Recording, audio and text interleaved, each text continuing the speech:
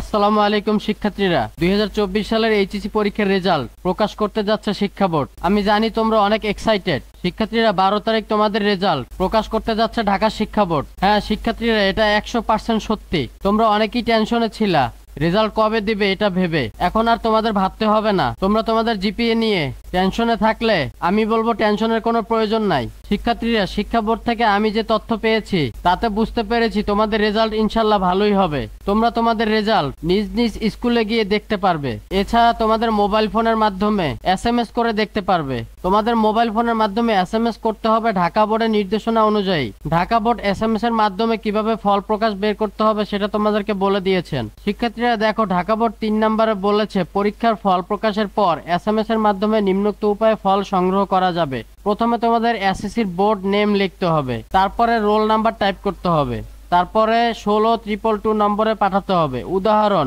SSC DHA.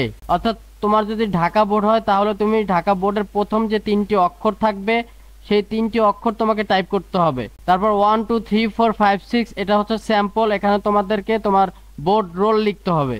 তারপর 2024 লিখে send করতে হবে 16222 নম্বরে। তাছাড়া বলেছে তুমি যদি ঢাকা শিক্ষা বোর্ডে এডুকেশন বোর্ড result.gov.bt তে ঢোকো, এখানে গেলেও তোমার রেজাল্ট তুমি বের করতে পারবে। তো শিক্ষার্থীরা, আমি তোমাদের জন্য দোয়া করি তোমরা আশানুরূপ ফলাফল পাবে। তো আজকের ভিডিওটি আমার এই পর্যন্তই। তোমরা সবাই ভালো থাকো। আল্লাহ হাফেজ।